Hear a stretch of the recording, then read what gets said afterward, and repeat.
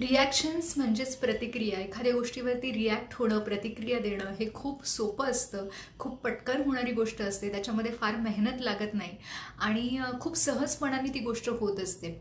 पण एखाद्या गोष्टीला जेव्हा आपण रिस्पॉन्स देतो, प्रतिसाद देतो, तेव्हा त्याच्यासाठी आपल्याला वेळ द्यावा लागतो, विचार करावा लागतो, त्याच्यासाठी थोडी मेहनत घ्यावी लागते आणि मग त्याच्यातून निर्माण होणारे जे परिणाम आहेत ते तुलनेने खूप चांगले असतात जेव्हा आपण रिॲक्शन्स देतो. तर रिॲक्शन आणि रिस्पॉन्स, प्रतिक्रिया आणि प्रतिसाद ह्याच्यामध्ये बेसिक फरक काय आहे, डिफरन्स काय आहे, हे आज आपल्याला बघायचं आहे. आणि आपल्या संवादामध्ये, आपल्या कम्युनिकेशनमध्ये आपल्याला रिॲक्शनपेक्षा रिस्पॉन्स जर जास्त देता आला, प्रतिक्रियेपेक्षा प्रतिसाद जर जास्त देता आला, तर आपल्याला तो संवाद जास्त चांगला बनवता येतो. आपल्याला नात्यांमध्ये सुधारणा करता येते.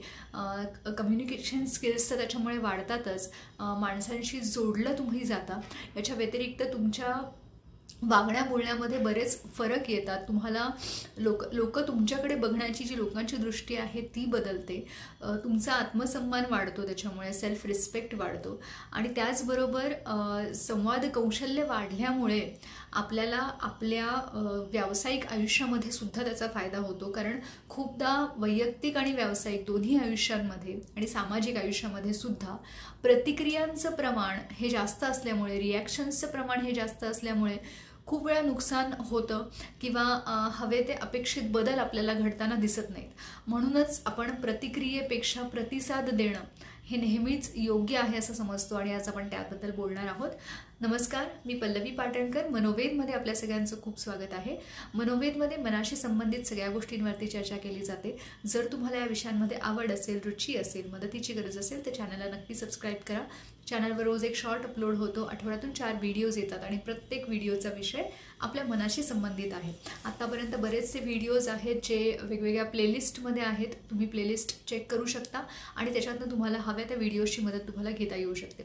तर आज आपण प्रतिक्रिया आणि प्रतिसाद हे खूप महत्त्वाचा विषय आपण बघतो आहोत की कुठल्याही संवादामध्ये, कुठल्याही बोलण्यामध्ये आपण जेव्हा प्रतिक्रिया देतो, रिॲक्शन्स देतो, त्या रिॲक्शन्स म्हणजे काय असतात. एखादी गोष्ट आपल्याला पटकन काहीतरी त्याच्यावरतीची जी भावना आहे ना ती चुकीच्या पद्धतीने व्यक्त करणं किंवा तीव्र पद्धतीने व्यक्त करणं, म्हणजे राग आला असेल तर तो रागाच्या भरामध्ये काहीतरी समोरच्याला बोलणं, अपशब्द वापरणं किंवा आवाजाचा टोन वाढवणं किंवा चेहऱ्यावरचे हावभाव जे आहेत ते एकदम टोकाचे करणं किंवा निर्णय एकदम पटकन काहीतरी टोकाचा निर्णय घेणं की एकतर 0 नाहीतर 100, मध्ये आधी काहीच नाही. म्हणजे खाईन तर तुपाशी नाहीतर उपाशी अशी जी मराठीमध्ये म्हण आहे त्याच्यामध्ये केलं तर सगळंच नाहीतर काहीच नाही अशी टोकं गाठली जातात. बॅलन्स जो आहे, मधला जो सुवर्ण मध्य आहे तो गाठला जात नाही. तर त्या रिॲक्शनमध्ये बऱ्याचदा असंच होतं की कुठली तरी टोक गाठलं जातं आणि मनात येईल ते कुठलाही पुढचा मागचा विचार न करता पटकन बोललं जातं.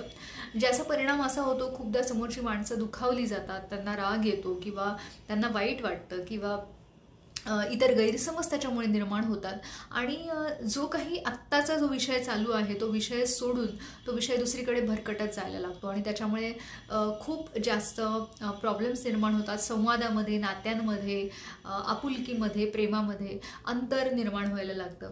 त्यामुळे रिॲक्शन्स जेव्हा आपण देतो, प्रतिक्रिया जेव्हा आपण देतो तेव्हा त्या रिॲक्शन्स ज्या असतात ते हा एक मुद्दा महत्त्वाचा आहे की त्याच्यामध्ये कुठलाही विचार नसतो. पटकन मनात आलं आणि ते बोलून दाखवलं.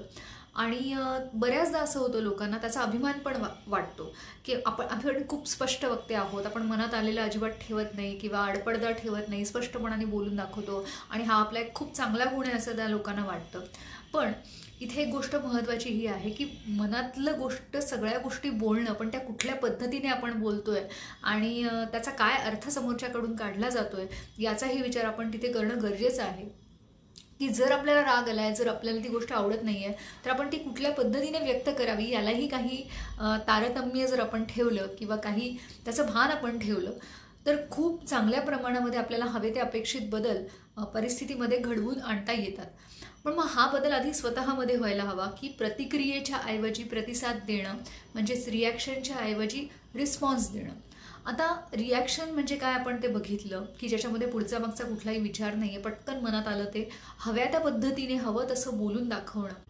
ही झाली रिॲक्शन, प्रतिक्रिया. आता जेव्हा आपण प्रतिसादाबद्दल बोलतो तेव्हा प्रतिसाद म्हणजे हा मिळालेल्या माहितीवर मला काय वाटतंय, काय योग्य काय अयोग्य याचा आधी स्वतः विचार करून मग माझं म्हणणं मला योग्य त्या पद्धतीने, योग्य त्या शब्दांमध्ये, योग्य ती देहबोली आणि चेहऱ्यावरचे हावभाव वापरून कसं मांडता येईल, हा जो मुद्दा आहे हा आपण प्रतिसाद किंवा त्याला रिस्पॉन्स असं म्हणतो, ज्याच्यामध्ये व्यवस्थित विचार केलेला असतो, तारतम्य असतं, भान असतं, आपण कोणाशी बोलतोय, काय बोलतोय, कुठल्या पद्धतीने बोलतोय आणि आपल्याला कुठले अपेक्षित बदल परिस्थितीमध्ये हवे आहेत, असा सगळा विचार करून आपण जे बोललेलं असतो तो असतो प्रतिसाद आणि रिस्पॉन्स, ज्याच्यामध्ये आपल्याला थोडा वेळ द्यावा लागतो, थोडे कष्ट घ्यावे लागतात, थोडा विचार करावा लागतो आणि आपल्याला प्रतिसादाचा नेहमीच संवादामध्ये उपयोग होतो. त्याच्यामुळे प्रतिसाद हा माहितीवरती आधारित आहे, तो तर्कावरती आधारित आहे, तो तुमच्या विचारांवरती आधारित आहे, बुद्धिमत्तेवरती आधारित आहे किंवा तुम्ही समोरच्या माणसाला किती समजून घेताय, त्याच्या भावना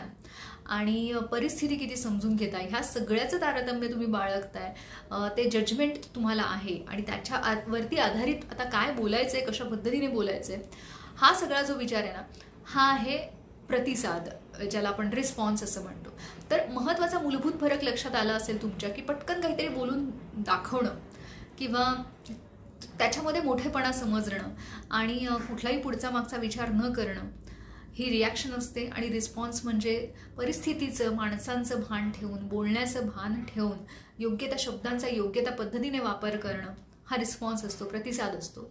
आणि रिॲक्शनपेक्षा रिस्पॉन्स हा नेहमीच चांगला असतो कुठल्याही प्रकारच्या नात्यामध्ये, वैयक्तिक स्वरूपाचं, सामाजिक स्वरूपाचं किंवा व्यावसायिक स्वरूपाचं, कुठल्याही स्वरूपाचं नातं असेल तिथे प्रतिक्रियेपेक्षा प्रतिसाद देणं हे केव्हाही उत्तम असतं. तुमच्या सगळ्याच दृष्टीने, नात्याच्या दृष्टीने, प्रगतीच्या दृष्टीने, आत्मसन्मानाच्या दृष्टीने आणि तुमच्या वैयक्तिक ग्रोथ ज्याला आपण म्हणतो, व्यक्तिमत्वातली जी वाढ आहे त्या दृष्टीने सुद्धा तो प्रतिसाद खूप महत्त्वाचा असतो. आता हे कसं होणार, हे एका रात्रीत होणार नाही, आपल्याला त्याची प्रॅक्टिस करावी लागते. जर तुम्हाला रिॲक्शन्स देण्याची जर जास्त सवय आहे असं तुम्हाला वाटतंय तर मुळात आधी जेव्हा जेव्हा रिॲक्शन्स दिल्या जात आहेत तेव्हा त्या दिल्या गेल्यानंतर का होईना, जेव्हा केव्हा लक्षात येत आहे तेव्हा ते प्रसंग लिहून काढावेत. आपण काय बोललो, कशा पद्धतीने बोललो आणि मग त्याच्याऐवजी आपण काय बोलू शकलो असतो हे पण लिहून काढावं.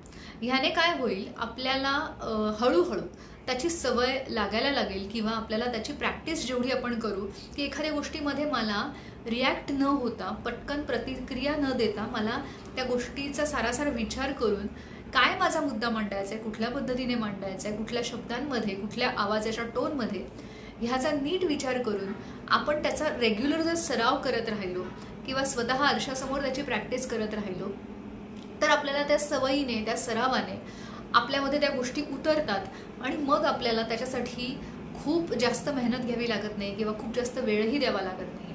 प्रतिसादाची सवय करून घेतल्यानंतर प्रतिसाद देणं हे खूप सोपं जायला लागतं, कारण आपण ना त्याचा कधी विचार केलेला नसतो. आपल्याला असं वाटतं की नाही मला जे वाटतं ते मी बोलणार. हो, तुम्हाला जे वाटतं ते तुम्हाला बोलायचंच आहे, फक्त मुद्दा इथे आहे पद्धतीचा, आवाजाच्या टोनचा आणि तुमच्या एक्सप्रेशन्सचा. ह्या सगळ्या गोष्टी खूप जास्त महत्त्वाच्या आहेत कुठल्याही प्रकारच्या नात्यामध्ये. त्यामुळे याचा नक्की विचार करा, त्याचा सराव करा आणि लवकरात लवकर त्या गोष्टी तुमच्या अंमलात आणू द्यात. व्हिडिओ आवडला असेल तर लाईक करा, जास्तीत जास्त लोकांपर्यंत माहिती पोहोचत राहावी याच्यासाठी शेअर करत राहा आणि अशाच वेगवेगळ्या व्हिडिओसाठी चॅनलला सबस्क्राईब करा. धन्यवाद.